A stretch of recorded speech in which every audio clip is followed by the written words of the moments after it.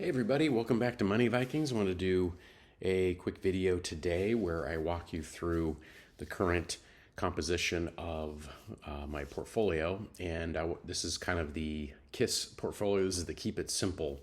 And I'm going kind of back to basics because I think that over the last couple of years, investing has gotten a little too complicated for a lot of people. And it really always has been. More and more people rely on their 401ks and their investment accounts to fund future passive income streams. So, what I wanted to talk about today was a very simple portfolio, and I'm showing you basically exactly what I got going here. And I'll just go one by one, and I'm going to give you my thoughts in terms of why I've chosen the various investments here.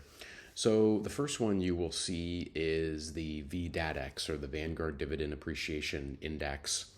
So I choose that for a couple of reasons. I choose it for a way to be invested in very strong companies that are paying solid dividends, and those dividends are growing over time, and those dividends are stable. And then I'm having those reinvested into the fund. Let's go into, let's look real quick at the VDADX. Let's look at the VDADX holdings for a second. Let's take me off to the side. Okay, real quick here. Let's look at this one. VDADX, go to Vanguard.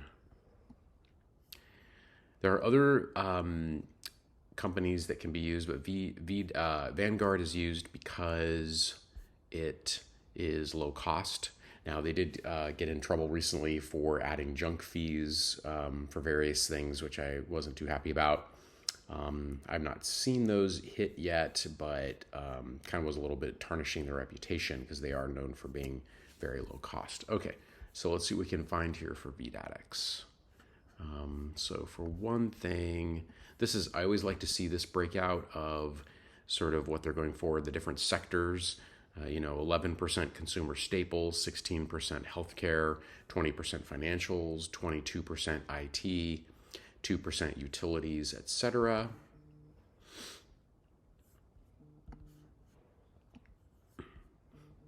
Now Vanguard's asking me to do something. Let me get rid of that.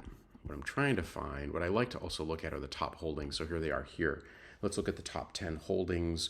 And you have things like Microsoft, Apple, Broadcom, Chase, ExxonMobil, United Health, Visa, Procter & Gamble, Johnson & Johnson. Very, stable household names on that one. So we're going to move that to the side. That is the first one I wanted to mention right there. Okay. The next one is some exposure to bonds through the Vanguard Total Bond Market Index. This is a broad-based index of bonds. I think it's mainly corporate and municipal. Let me see here. BND ETF. Vanguard Total Bond Index Fund. So I think it is a diversified bond fund. And it's going to pretty much hold its value and pay some kind of yield of some kind. It says intermediate term bonds. As you can see, it has a risk profile of 2 out of 5. Expense ratio very low at 0.03. Okay. I'm going to see if it has anything about yield anywhere in here, chart, etc. Okay, yield to maturity about 5%. Okay, sounds good.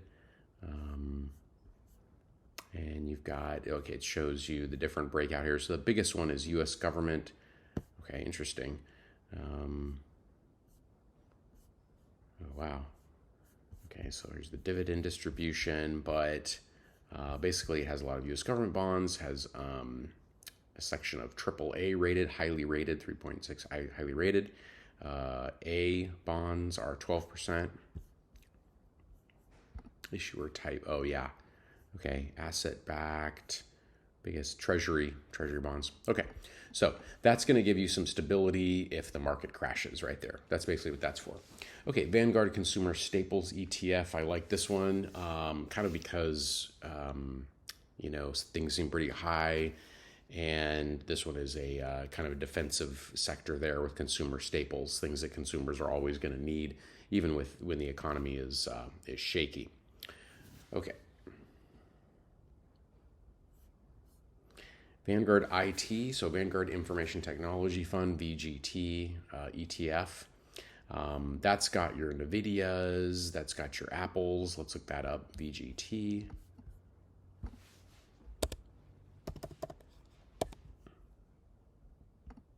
VGT Holdings. VGT. Okay, it's got your Microsoft, your Apples, your NVIDIA, your Broadcom, Salesforce, Advanced Micro Devices. It's got a lot of Microsoft.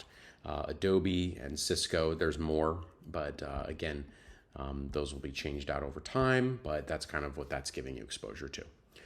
Okay, Vanguard Real Estate Index. I think it is a good time right now to enter VNQ because it has been beaten down pretty bad, and I like the stability sometimes of real estate. You know, it's a tried and true asset class, so I'm sticking with that one. And that has a really great diversified group of real estate investment trusts, okay? You have Prologis, which owns a lot of industrial facilities. You have American Tower with all the cell phone towers. You have Welltower Incorporated, which is senior living. You have Simon Property Group, which is very good for your high-end shopping centers. You have Realty Income that owns your 7-Elevens and your gyms and Walmart properties and 99-cent stores. You have your digital realty trust, which is good for all the data centers that are being built right now. You have Public Storage because public storage is just a huge business in the United States. People store a lot of the junk they buy. And then you have Crown Castle, which is another play off of the cell sites and information. So I like that one definitely for the long run right there. Okay, you got your classic VOO, Vanguard S&P 500 Index. You have your 500 largest companies.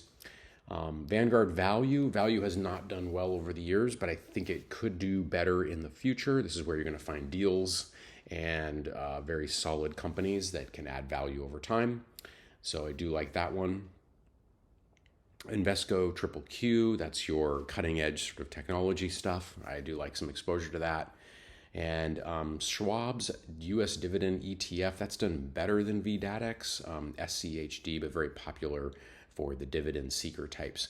And then there's SOX, which is the iShares Semiconductor ETF, like this one because kind of a technology play, and semiconductors are, you know, pretty much going into everything, probably kind of an artificial intelligence play, etc. And then lastly, I don't want to mention that last one, but the last one is Berkshire B. So I just like having some Berkshire B. So that's kind of a no-nonsense, straightforward portfolio that I think is a bit of an all-weather portfolio. It could handle shocks pretty well. And this is the place where I'm going to put the majority of assets in order to create growth, income, and stability over time. So with that, there you go. You can see I'm getting less and less into individual stocks, and I've been moving that way for a couple of years.